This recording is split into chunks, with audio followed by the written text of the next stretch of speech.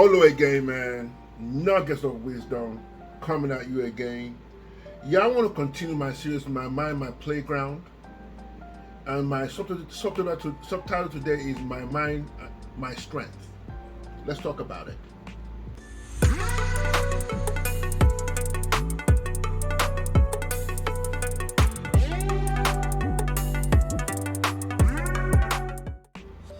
Welcome back. While at it, like, share, hit the notification bell for new content. Please hit me up on TikTok, Facebook, YouTube, and all my social platforms. And guys, please share. Like the video so it can help the algorithms out. Give me an HBO Happy Brother special so I can get this. We can get this going. So far, so good. We're 211 subscribers, and I thank you, brothers and sisters, who have been helping me out to spread this message. So let's go back to what we need to talk about. My mind, my strength. I used to say years ago, you cannot go beyond what's in between your two ears. Also, you cannot base your life on feelings, because feelings are fleeting. Feelings change. Feelings does not solve problems. That's why I said they ask you, don't get emotional. The difference between people who are going to win or lose is the strength of their mind. You cannot, absolutely not, succeed by everybody else's opinion, everybody else's suggestion. And I'm especially talking to some people who give just suggestions, just talking for the sake of talking. Not somebody giving any concrete plan or process, because suggestions can be profitable. I'm talking about the people who just want to talk for the sake of talking. You can't go beyond that. Don't matter what you say, how you say it. And I'm finding out, doesn't mean I didn't know this, that your mind is so powerful. Your mind is so powerful to the point that if there's nothing of virtue or nothing of value, nothing that is of fortitude within you, you will collapse on the weight of life. So my mind, my strength. Man, I've been in some dark ages in my life. But by the grace of God, I'm still standing. You say in the church, not by my power, not by my own, but by His Spirit. It's the God in me, the Jesus in me, that allows me to keep on still standing. But I had to embody, I had to move away from what somebody did, how I felt about the situation, and actually exude, embody strength. It's not easy. But I'm telling you that you cannot move. There are certain things in life that cannot require just process. It has to do with the strengthening of your mind. And without the strengthening of your mind, there's some things you will not be able to conquer. You can talk about it, complain about it, whine about it, but until you change, until you embody those strength within your mind, nothing will happen. So I can go on about what has happened and what didn't happen, but I know there were some times that the weight of what I was going through personally, sometimes financially, sometimes emotionally, if I did not, in my case as a Christian, if I didn't have the mind of Christ in me, I probably won't be here. I probably will perish. because those adversaries were set up in some cases to take you out completely. So you don't know, if you cannot have that kind of strength, how do you know what to do? How do you have this strength? How do you, I'm not saying acquiring, but how do you have enough resolve in you? How do you have enough strength in you for actually to push back against the things that are coming against you? Because I always say that life is about perspective. One person will see an obstacle, the other person will see an opportunity. One person will see a setback. A mind that fully straight will say, how can I come back on it? Not, is this going to take me down? My mind, my strength. My mind has taken me through so many things by His grace. My mind has taken me out of my dark places.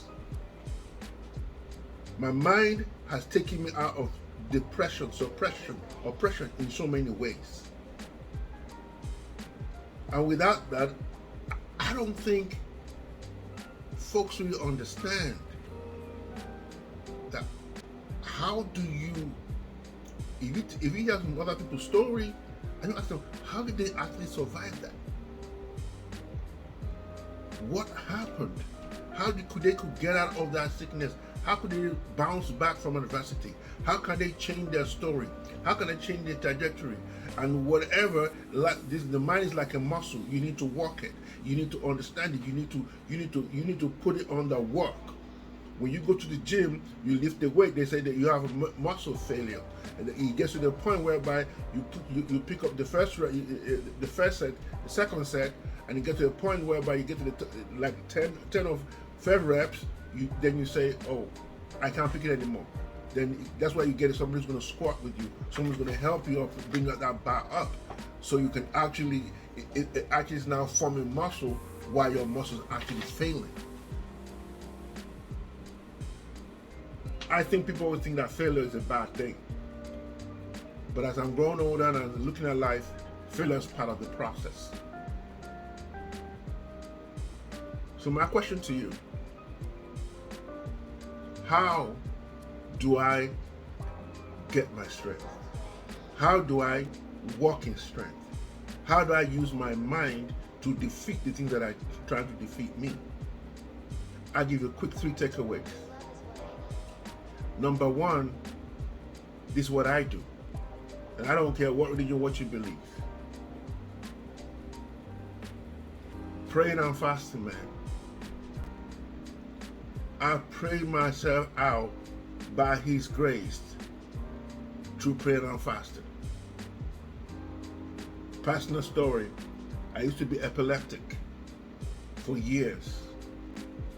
And during that time, I had to go away in the part of the country we used to call it prayer hills.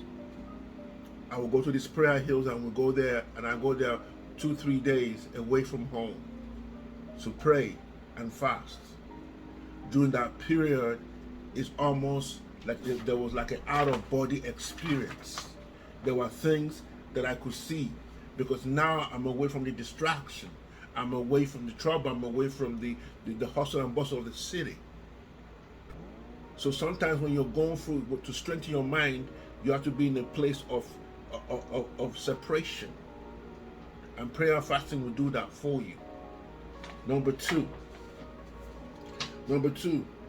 you have to connect with folks who believe the same thing you believe. You have to connect with people who are your prayer partners, who are your accountability partners, who are going to actually take you to the same place you want to go to. I've seen this a lot. And over time, you spot each other. Over time, you do a lot of things together. And you start growing yourself. Because prayer and fasting has helped me in tremendous ways. I give you a good example. I joined the Power Circle. The Power Circle, if you don't know about it, it's a group of men who just come together and we just chop it up. Talk about our lives. It's like a safe place for brothers. I tell you, I have learned so much just hanging around these brothers. The books that are out there, the attitude that's out there, the energy, the peace that we exude together when we meet each other, just because I was connecting with the right peers. Lastly, I'm going to take this one from my brother. So, we had a meeting this Sunday. He said you have to be willing to walk in darkness. And I thought about that. And I thought to myself, you have to I put my own twist on it. You have to be able to go through the darkness. And you cannot see the light if you're not ready to go through the darkness. It's just the process of life. You have to be willing to go through the darkness. And that will strengthen your mind.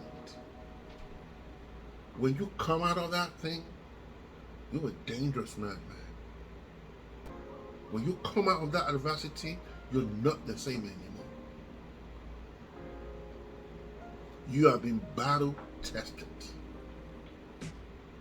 You know that you know that you know that nobody can stop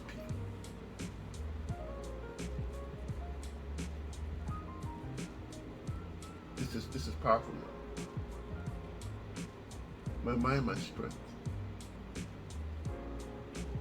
Olu again, man. Nuggets of wisdom. I want you to look into these things. Don't forget to pray and fast. Matthew 17:21. See, without prayer and fasting, some things cannot happen. That's a paraphrase. Number 2, be able to willing to go through the darkness. Number 3, connect with the spirit-centered people like yourself. It's Olu again. Nuggets of wisdom. Like, share, hit the notification bell for new content. God bless. I'm out.